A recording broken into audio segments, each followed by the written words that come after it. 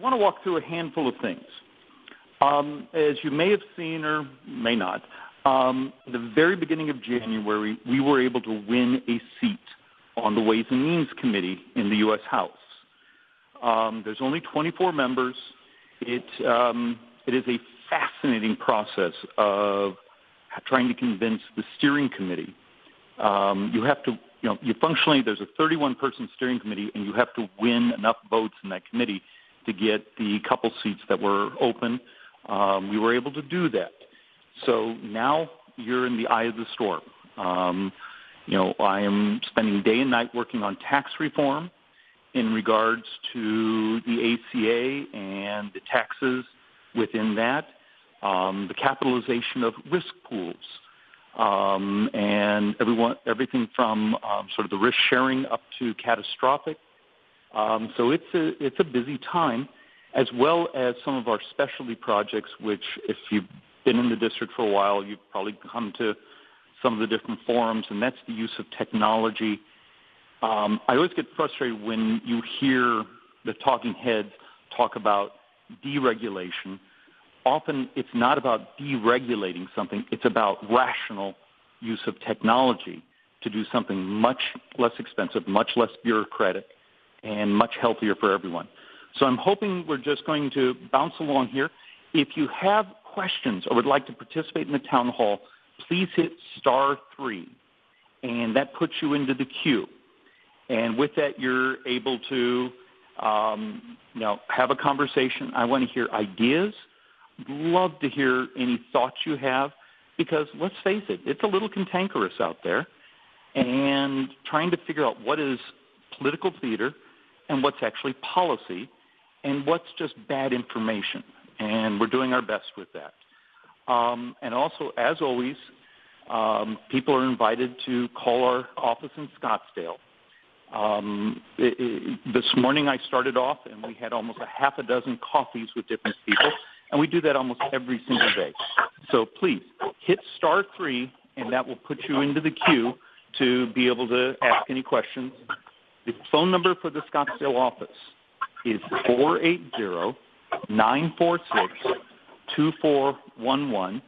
And please hit *3 and come join us on the call. Let's see, as we bounce over here, and I'm going to reach over and, sorry, the computer is still dialing out, so I am here talking and doing some tap dancing as the calls are starting to come in. Handful of things. Could we do a couple moments? I want to talk about the tax reform project we're working on.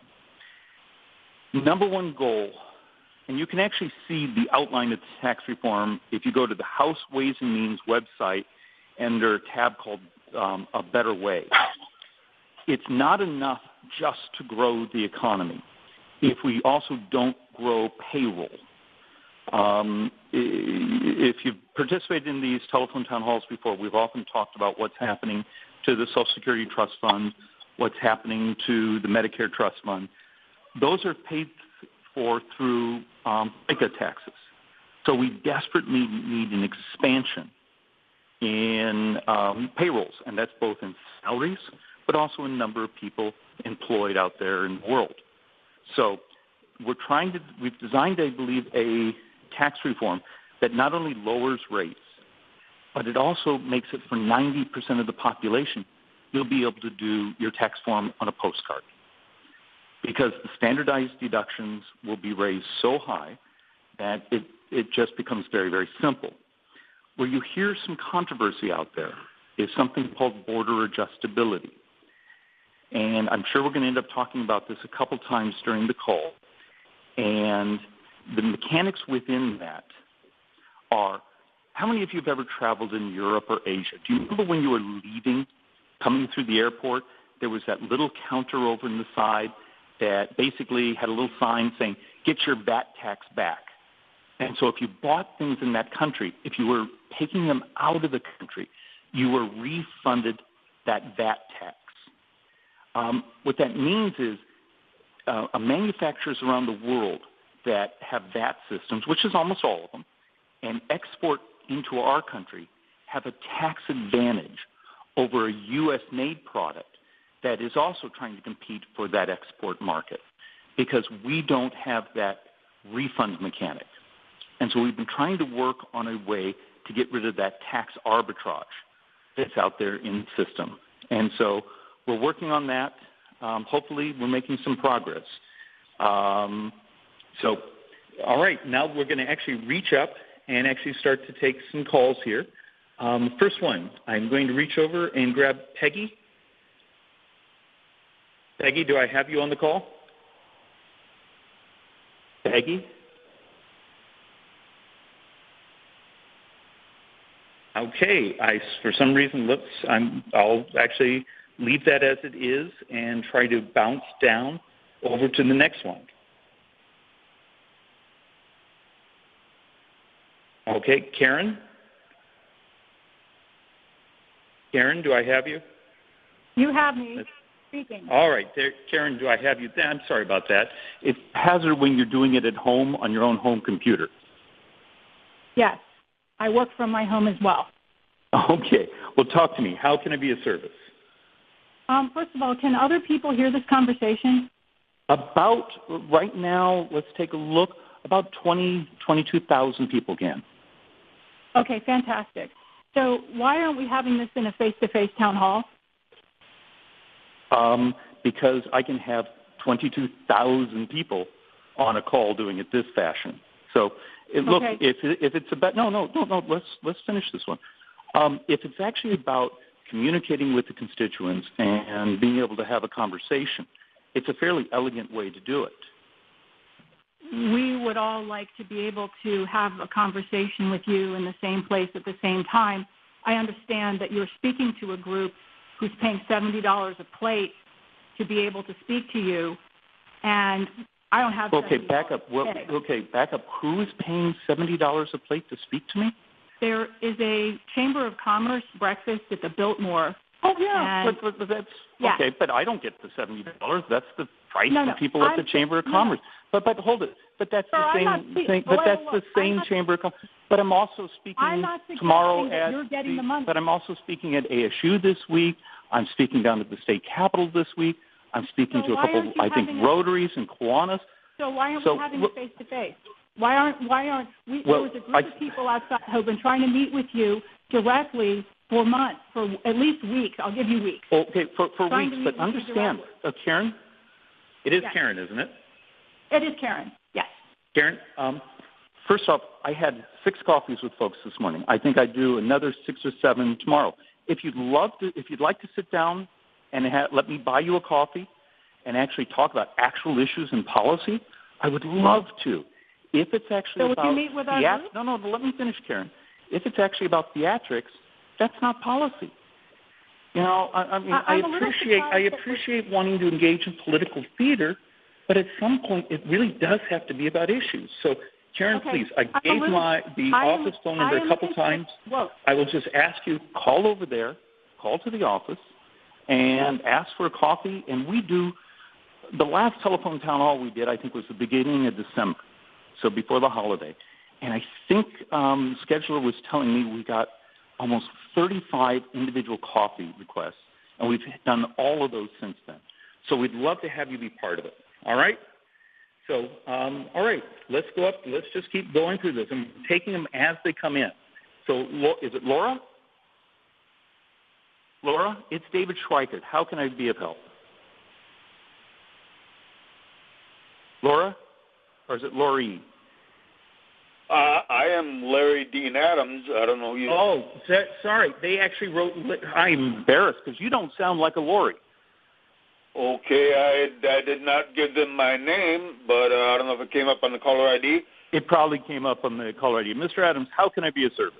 Okay, I've been trying to get a hold of you. Am I on air right now, or is it just a conversation between me and you? Now, at this point, I think there's 22,000 people listening. Okay, here it is. Last year, I tried getting a hold of you several times, and including your Washington, D.C. staffer, Ryan White, and including a local staffer in Scottsdale. I am an atomic veterans cleanup U.S. Army veteran from 1977 to 1980 of the Marshall Islands radiation cleanup of the atomic testing of hydrogen bombs of the 1950s and the 1940s. I can give you the what is in committee this year in the 115th Congress, if you can write this down. Sure. H.R. 632 is and the what number is of the bill. what does H.R. 632 do? It's the Mark Takai Atomic Veterans Healthcare Parity Act. That was the congressman from Hawaii that had died last July. Okay. But Okay. what does the legislation actually do? Well, it provides care for the veterans that did the radiation remediation of the Marshall Islands and Wetak Atoll. Okay. No, well, I'm somewhat familiar, but I do. You'll have to forgive me because I don't sit on one of the Veterans Affairs committees. I do mostly taxes and financial stuff. Okay, so give me one. Let me ask one question. Okay. In the veteran services you receive now, is there part of the veterans package you have that is inadequate or not covering your special needs? It's not covering because the designation is not. The guys that I worked with, including me, we are not classified as atomic veterans. We are classified as ionized radiation exposed veterans. Okay. Okay. All right. Well, Mr. Adams, I'll commit to this. I will go learn about it. Okay. Here, I can give with your permission, I can see from the caller ID a phone number. Can I reach back to you I just and say tell a you few what we things learned? here? I can give you some reference points because it made the front page of the New York Times on January 29th, 2017. Okay, I will. Okay, I will look it up. I'm writing as fast as I can while talking. I will slow down. Okay. No. I was more making fun of my handwriting. We were the cover story of the American Legion magazine. Okay. Okay, Mr. Adams, and there were several. And last year, I will find Mr. Adams. I'll find the legislation. I'll find out where it's going, and we will read it and see what the mechanics are. Okay, well, right. it never made it out of committee last year, but it had 107 co-sponsors. Well, there's a new chairman of Veteran Affairs, if that's the committee it's in, but that's actually what I have to look up is where it's assigned. Okay, I had a face-to-face conversation with Senator McCain also last year on the Senate version, a mirror bill that Al Franken and Tom Tillis introduced. All right. All I can say is at this point, I need to go find it, and I need to sit and read with it. Okay.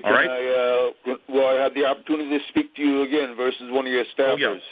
Yeah. Let's find the bill and find out where it is and what's happening, and we'll start with that. All right? Okay. Can I... Mr. Adams, thank you. Thank you so kindly. Some more HR numbers that... Mr. Adams? Yes? Just because we have like 22,000 people on hold and about almost 170 hoping to get on the call. Okay, I would like to have you present me with my humanitarian medal that I've never accepted, and I want you to present it to me in person. Oh, that would be a blast. Now, that's something I would truly enjoy doing. All right, Mr. Adams, I must run to be fair to everyone else, so thank you. Okay. And we're going to just keep grinding through these from the top down. Is this John? John, this is David Schweikert. How can I be of service? I just want to say that Olivia was the most beautiful child that I've ever seen at the inauguration. Unfortunately, she slept through it, but she slept was through beautiful. Though I will tell you that was a mighty full diaper when we finished. For everyone that's listening, I have a 16-month-old. Even at my age, and Joyce is my wife, we're exactly the same age, but we spent many, many years trying to adopt. And about a year and a half ago, got incredibly blessed. And because of being on particularly Ways and Means now, you're just in D.C. an awful lot of hours. And so anytime you can have that little girl with you. So I took her to the inauguration, and she sat with me, which was, one of those great, great life moments. So, but outside that, John, how can I be of service? I guess the issues that I have are the Affordable Care Act, and you and I have met each other several times, so... but the Affordable Care Act, and I know the Senate is going through It's HR responsibilities right now. And I just wish both the House and the Senate could get something before the president for him to sign or veto. We will, but can we have first an honest moment of the mechanics and the complications? Oh, I realize that. Because a lot of people, we hear, well, just repeal and replace, okay, but it's more complicated. The Democrats have made it very clear they're not going to participate in, particularly the Senate Democrats. We have a couple House members that are at least being very creative in trying to help. But in the Senate, they're going to block on the 60 votes, which means you have to use this sort of archaic procedural motion called reconciliation to move on the taxes, because Obamacare has 15 to 20 different tax categories within there. And part of that is my responsibility that I'm working on in the Ways and Means Committee. So the second track you have is now you have Dr. Tom Price, who just became one of the cabinet officials that will be overseeing is at HHS. And he has tremendous latitude on the markets in regards to risk pools and risk sharing. So we're very hopeful that a lot of what we need to have happen almost immediately happens from his authority administratively. And then that third track we're on is what the new model would look like. And there's a great frustration because you hear these things. You do realize we're actually only talking about 4% of the population that has any real participation in the exchanges. And at some point, as we're doing the call tonight, I'd love to walk people through the actual math. And whether you be liberal or conservative, the math should outrage you on the cost per life that's receiving health care insurance that did not have health insurance before. It's stunning. And just that number should be enough to make you understand why it has to be reformed. So forgive me for going on to that track, John. What else? There's one other thing. My primary source of news is Fox News and the Drudge Report. And after looking, I hope you consider, if anything happens in the next few years, I would love to see you be our United States Senator.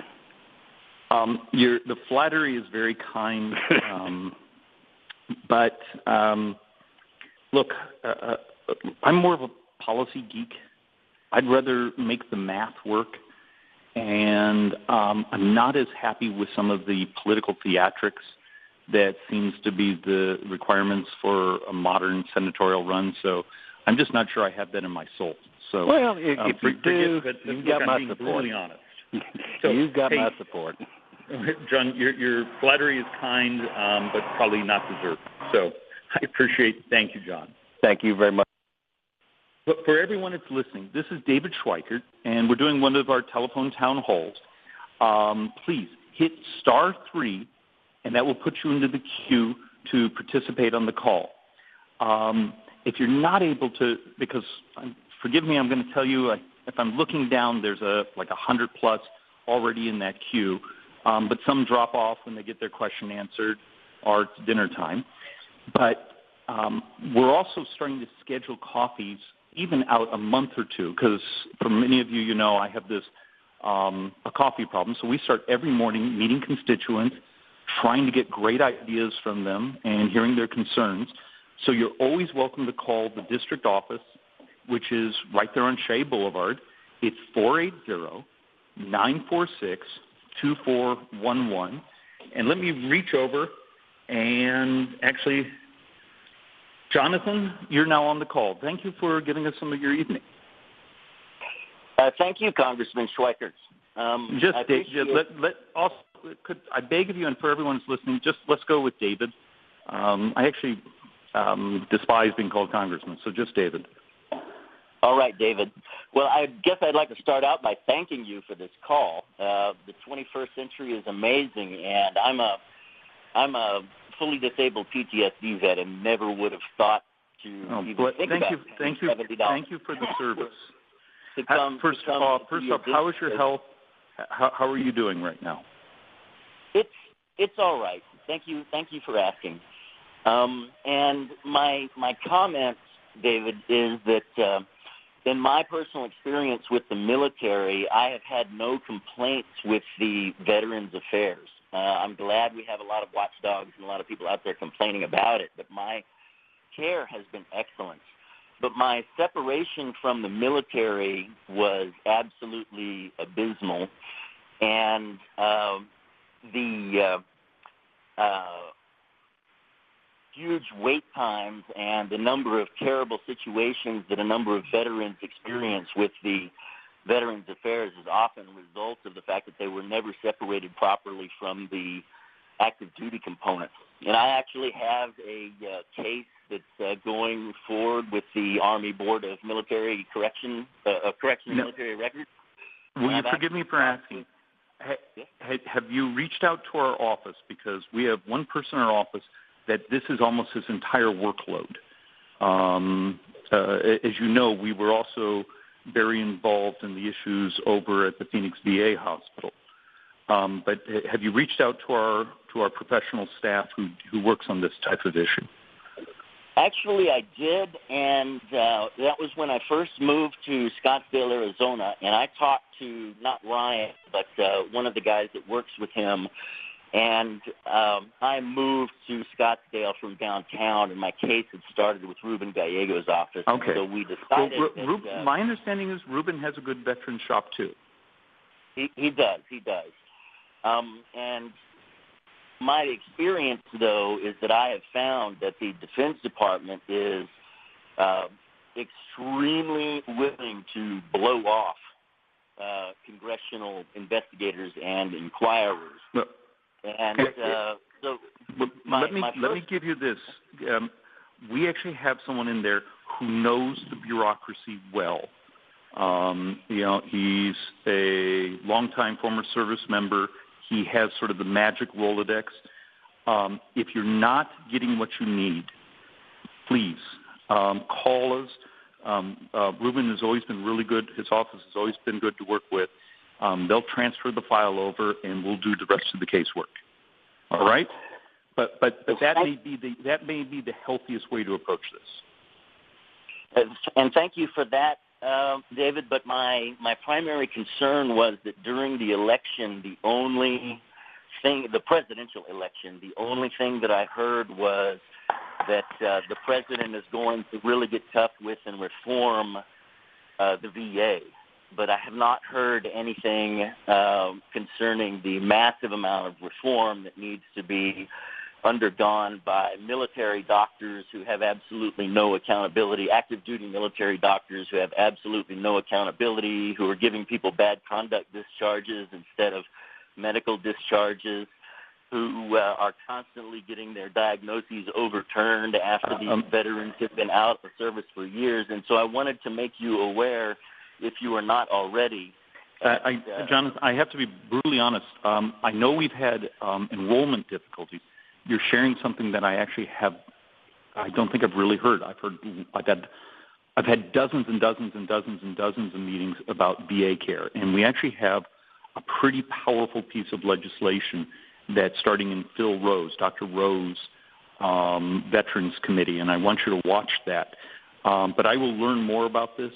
And please, and forgive me for sounding rushed, but we have now almost 25,000 people on the call. Please, if my staff, because there's some folks in there that are just real professionals at trying to work and help on these things. All right? Jonathan, thank you for the time. Thank you. Thank you. And I appreciate it. This is David Schweikert. We're doing one of our telephone town halls. If you'd like to join the queue, please hit *3.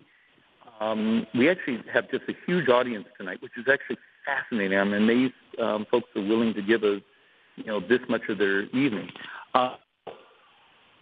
It's David Schweikert. How can I be of service?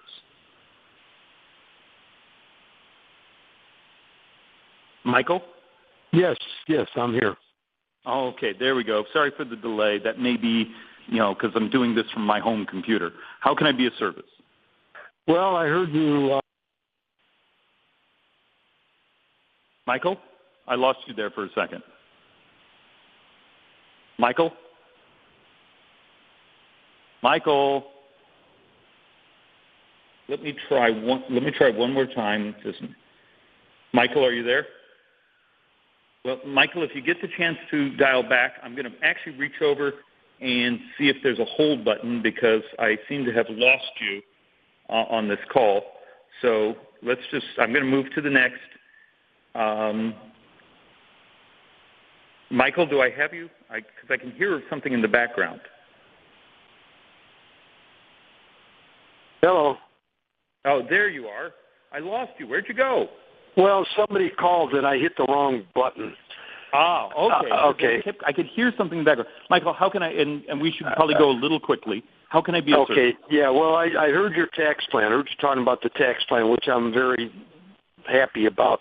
But my question is,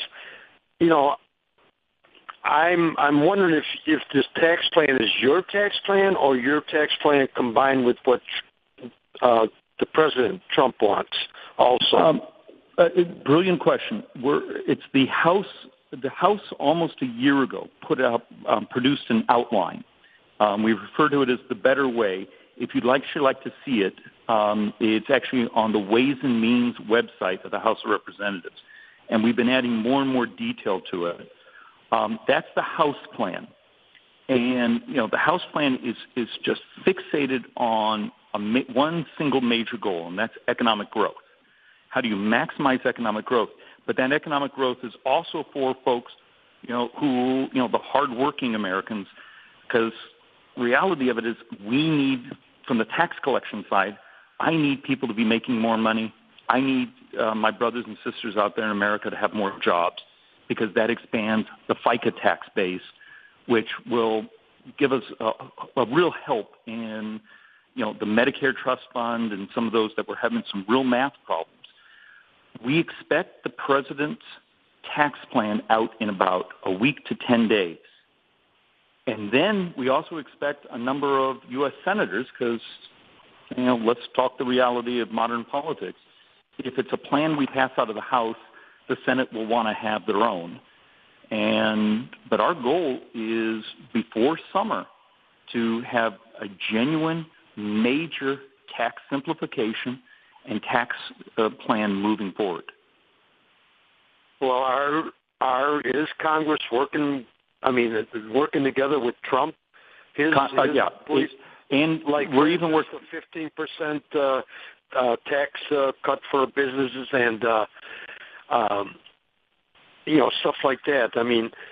Because a lot of people are agreeing with Trump, and so I heard your tax plan, which kind of, I like that, and I'm just wondering if it was all kind of put together that you guys are all combined to work this out. We're hoping, but we'll know in about a week to 10 days when we see the president's final numbers. Okay. Remember, there's also some mechanical issues. If we're going to move a tax plan through the U.S. Senate and only have 51 votes, it has to have certain mathematical balancing within it to be able to be eligible for what they call reconciliation, the rules over there. So the House plan, when using dynamic scoring, comes basically into balance of revenues versus, the things that cause economic expansion. So there's a lot of mechanics we're working on, but we'll know in about hopefully a little over a week what the president's plan looks like. All right? Okay. All right. Hey, thank you for giving us some of your evening. I really, really appreciate that. No problem. Thank you for doing this. Thanks. Bye now. All right.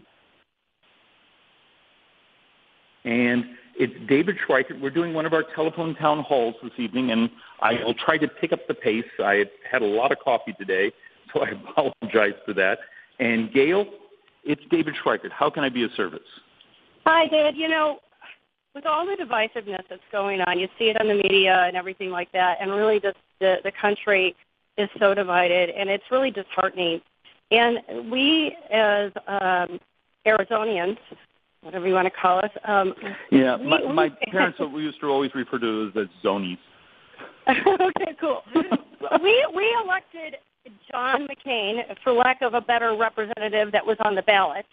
And this man is going crazy. He is not supporting who we supported with Donald Trump in Arizona. And I'm just wondering, can you give us, all 22,000 or more of us, some idea of what we should do to get this guy in reign? Because he is not representing. Okay. We're talking about John McCain here. There will be no reining him in. Look, but can I? And maybe I've developed fairly thick skin now. Senator McCain will speak his mind, and he often speaks off the cuff. And he is now being chairman of the Military Affairs Committee. That is his fixation in the U.S. Senate. So he's going to be sort of a vocal advocate for how he views the world. And sometimes when he does that, he has really sharp elbows. It seems like he's not in touch with reality, he's just he is going against Trump publicly, internationally, and this is not who we are. Can I give you, and I don't know if this helps, one of my very best friends just got appointed to head an agency called OMB, Office of Budget and Management, or Management and Budget. And it may be the second most powerful agency in all the federal government because it manages the money and the rules and those things. And John didn't vote for him. All the other Republicans did. And it was because Mick Mulvaney is very concerned about the deficit. And because of that, on some occasions, he had questioned and voted against certain defense spending. It's just, you just sort of take it. It's part of the process. I would reach out to Senator McCain's office and let him know that you wish, if he's going to be vocal, that he maybe not be as harsh about it. But it's big boy politics. It's just going to be, we're in for a time of it being fairly rough and tumble. Right. It just seems like make sense? Well, it does make sense. It just seems like he's so out of touch with his constituents. He's not representing who we voted for, which was Donald Trump, and he is to be representing the people of Arizona. And I appreciate you, number one, for, opening this up and listening to the constituents. So, thank you for that. Gail, you're kind. Look, if I were a sage and could actually have members of the Senate pay attention to us in the House, I'd be. But you'd be actually just shocked how little sort of cross-pollination there is from the U.S. House of Representatives to the House of Lords, the U.S. Senate. And sometimes I think maybe that's what the Founding Fathers wanted. They actually wanted those two legislative bodies to be separate. So I have no great, brilliant suggestion there except for reach out to the good senator and let him know what you think. Okay, all right, Gail? Thank you. Hey, thank you. Thanks. Hey, this is David Schweikert. We're doing one of our telephone town halls this evening. Hit *3. It will put you into the queue.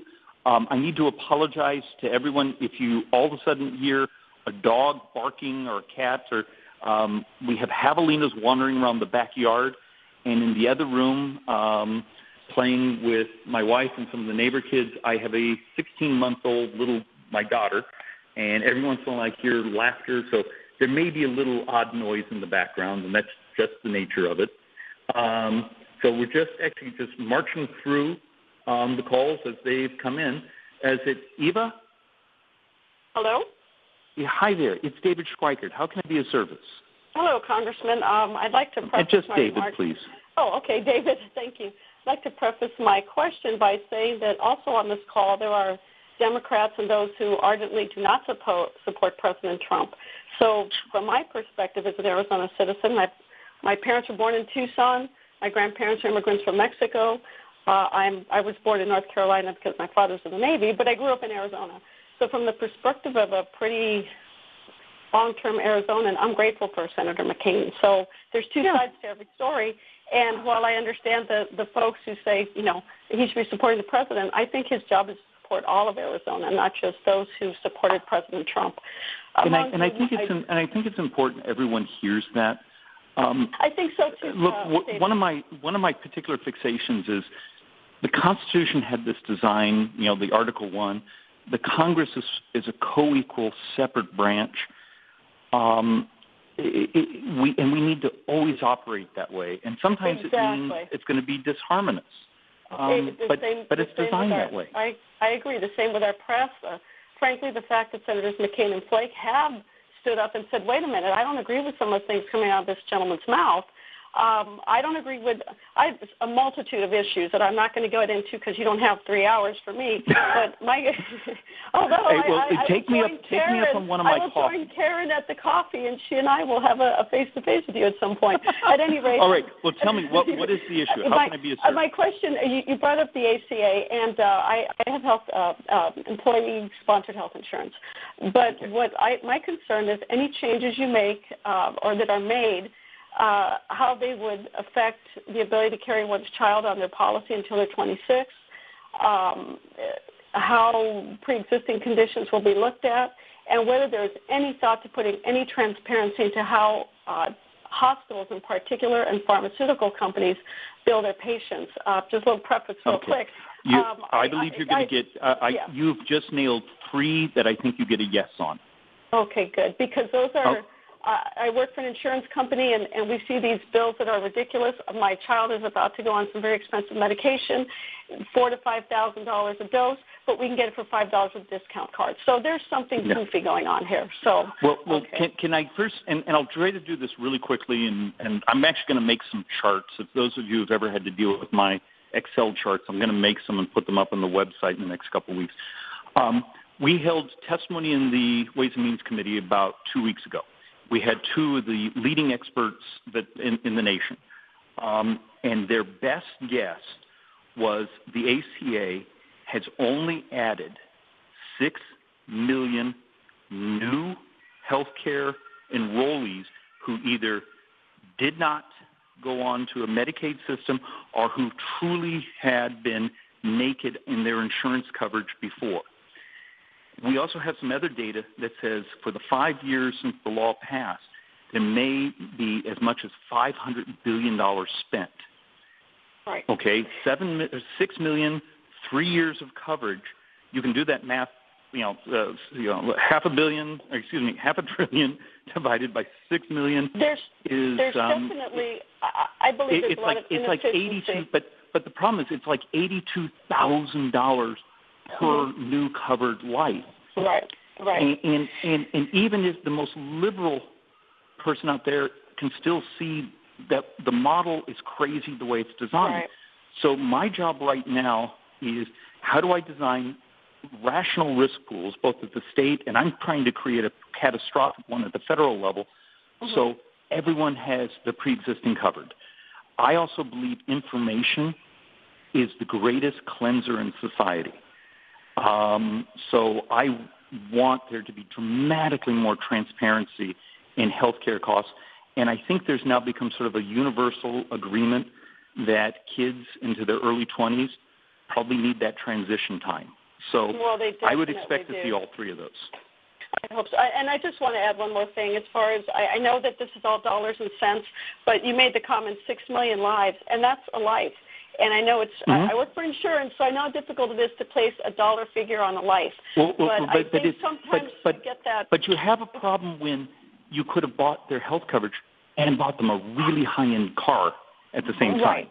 I agree that there are so many inefficiencies in our insurance system in general, and if this bill or this change helps to address those without kicking people on the street or letting these 6 million lives go without health coverage, then that's fine. But I hope that always at the top of those conversations are the fact if many of us are to call ourselves pro-life, that may be a fetus, but may be a person who's sick or a person who's hungry.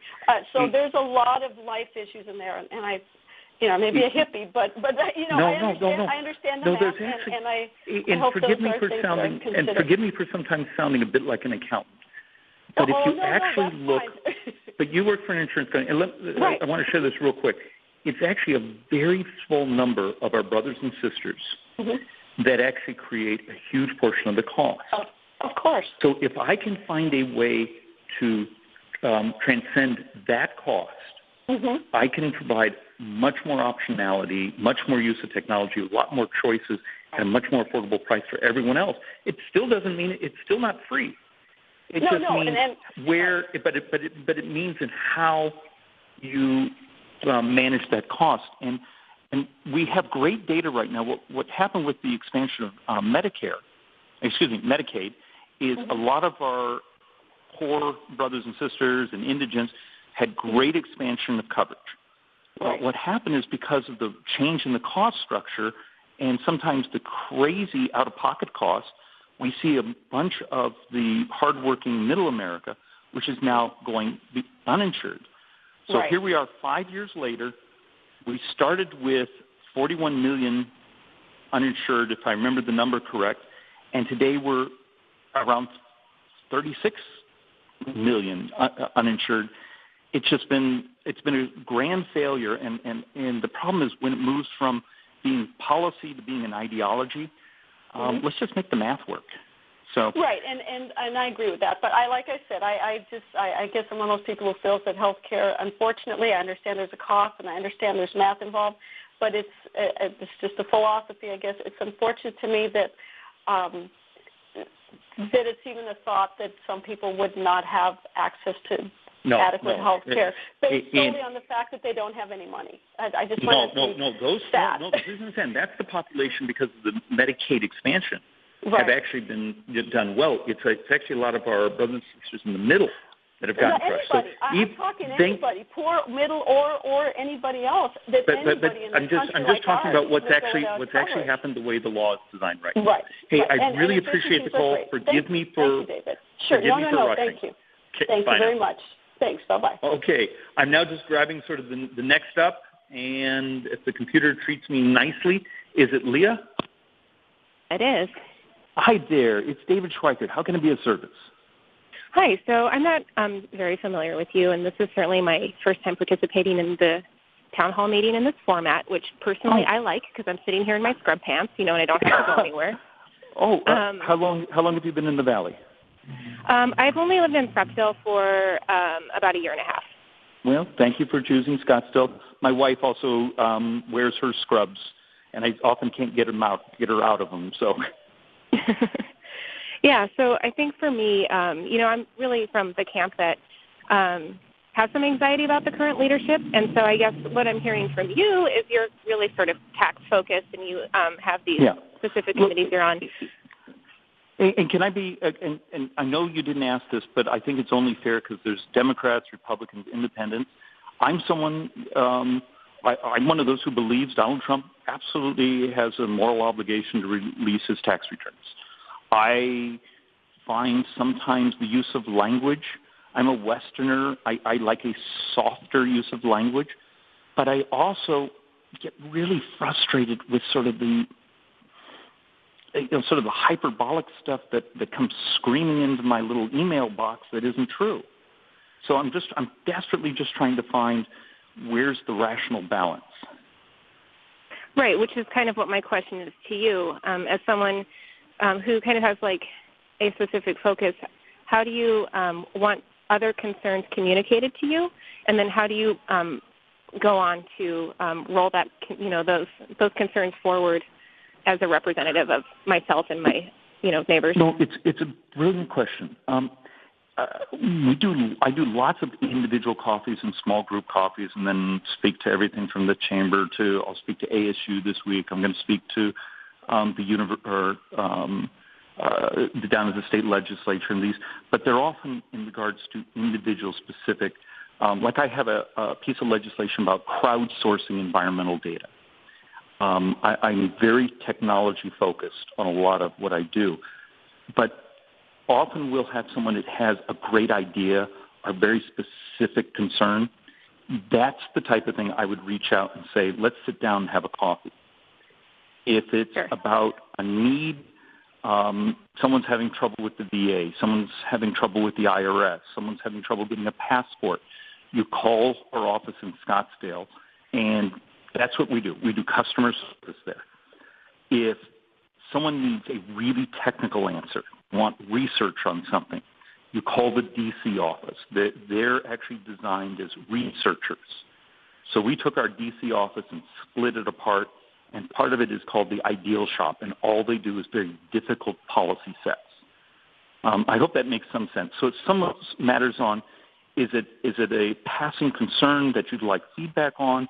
Call the office. If it's a idea, a lot of the ideas we get for incorporating in legislation come from everything from these telephone town halls to the coffees. Okay, and that was sort of the second question I was going to ask, is because I'm not familiar with you, and I haven't really been on your website. Do you post minutes from these on your website? And you spoke about like wanting to go through some numbers. If you, my request would be, could you post the minutes from that and spell out some of that with your references? Sure. Well, here's one of my commitments, and this is for everyone that's listening. When the tax reform package and the tax simplification package is done, which is going to be just weeks from now, we will do a series of detailed public presentations on those, where we bring, the deck slides, it's on the screen, and, we'll have a couple of people who are smarter than I am sitting there also for very technical questions, because that's a big deal. That's a big deal for our community, our society, to understand when you're doing big-time tax reform. There's a reason we haven't done it in 30 years.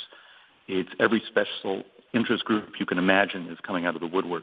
So, yes, there'll be a lot more of this coming. All right? Okay. Yes, thank you. Thank you. Thank you for giving us part of your evening. This is David Schweikert, and we're just scrambling through the calls as fast as we can. Forgive me on some of them for talking too much. Dennis, this is David Schweikert. How can I be of service?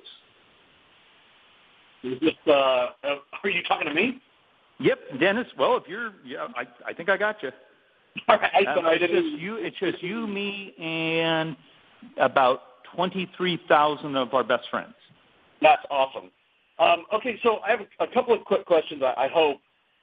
First of all, what can you do in Congress, if anything, to make sure that the Obamacare Supreme Court precedent that the government, can coerce you to buy a product or else face a tax or a penalty as they, decide to change their mind on what they want to call it? Is there anything that you can do other than just, making sure that the right, Yeah.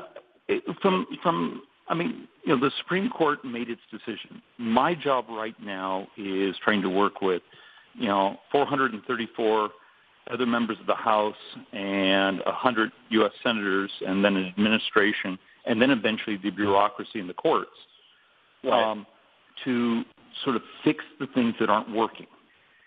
And, if you're willing to just step back and look at the amount of resources from our society that are being misallocated, it doesn't work.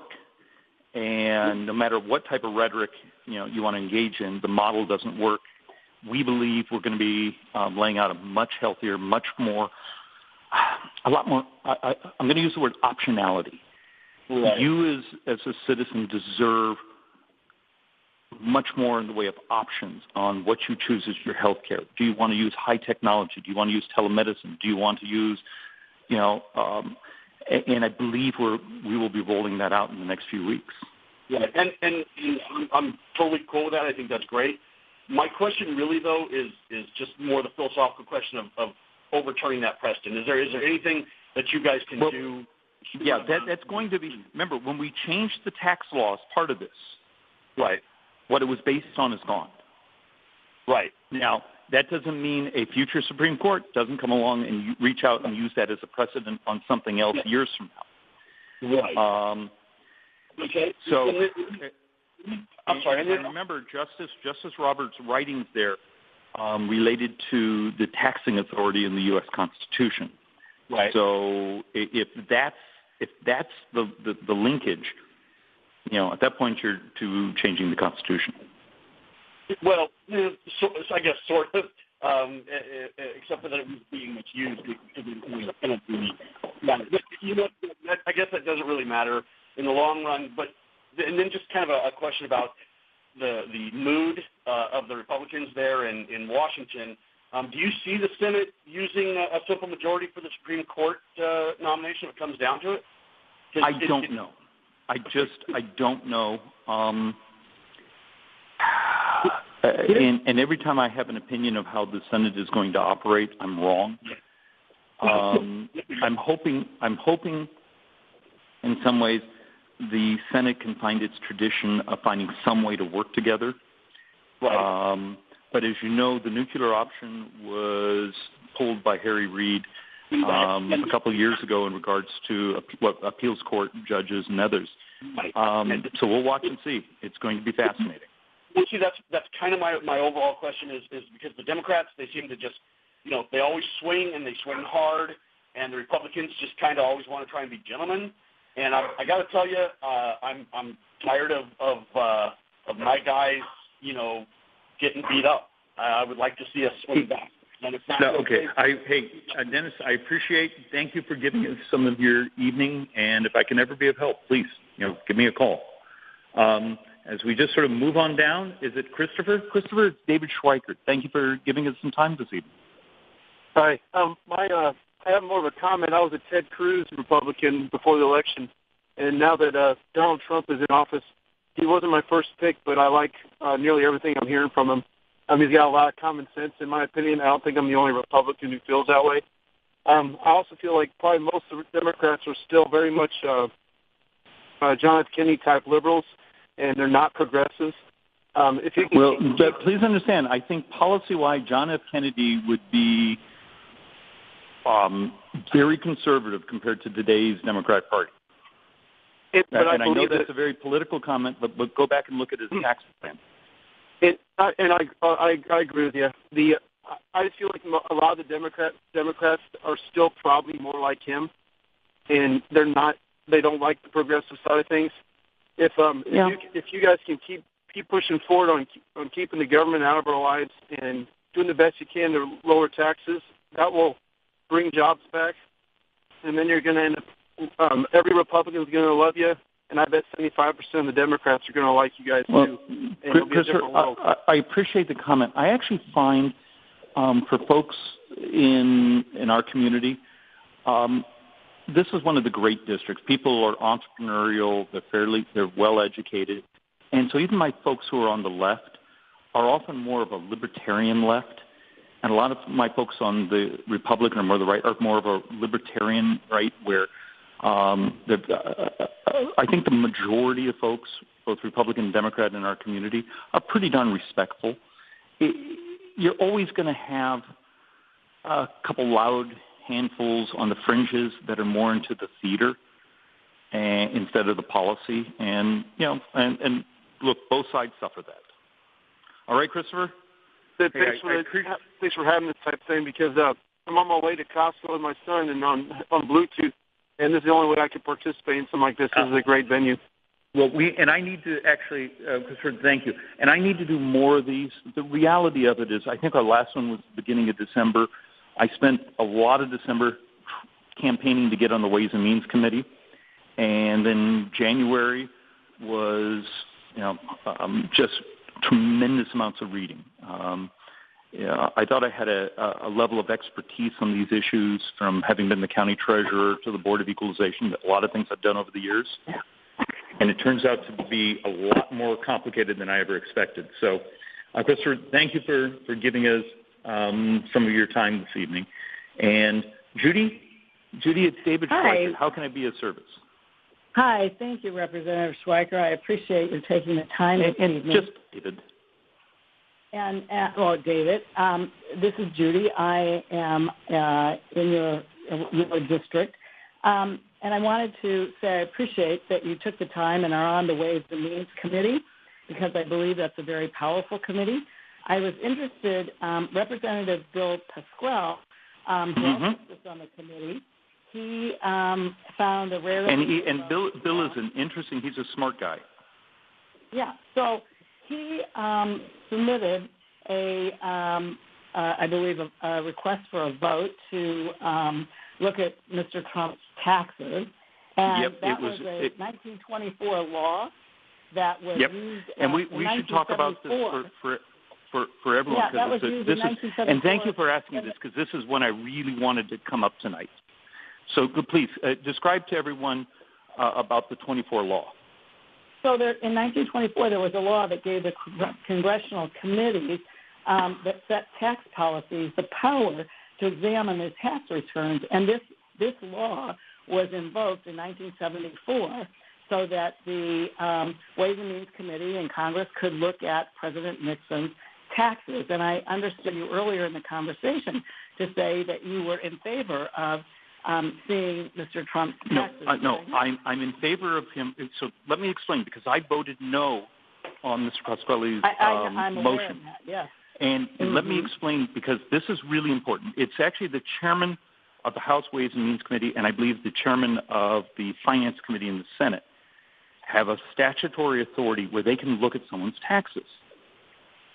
You got to be very careful, because remember, Trump has done the financial disclosures that all of us in elected office have to do. So he's met the letter of the law. He's not breaking the law. This has just become a tradition of releasing the taxes, which I think he should do. But do you want to, and I need an honest thinking about this, do you want to weaponize the Ways and Means Committee to begin starting to demand to look at people's taxes? Because when it's been done, it's either been done when there's actual, like with Nixon, they were heading towards impeachment. When we pulled, when they pulled, I wasn't on the committee, a handful of organizations a couple of years ago, they were all organizations that had filed and gone to court complaining that they were being abused by the IRS. But what's to happen 3 weeks from now that there's a claim that George Soros has violated tax law, and the Ways and Means Committee now goes out and gets his taxes? You've got to be very careful. The weaponization of such an incredible power, I think, is really dangerous for our society. So I think that's worth thinking about. I understand your point, perhaps as an individual citizen, but President Trump chose not to release his taxes, and yet he clearly stated he has not paid any income tax for 19 years or 18 years. But my point is there are 1% of the population that are the uber wealthy that are not paying taxes, and you opened your discussion with Ways and Means. But that point, that's about changing that's about fixing the tax system. Using an authority that was given to do looking when the IRS was doing bad things to weaponize that. You got to just do understand.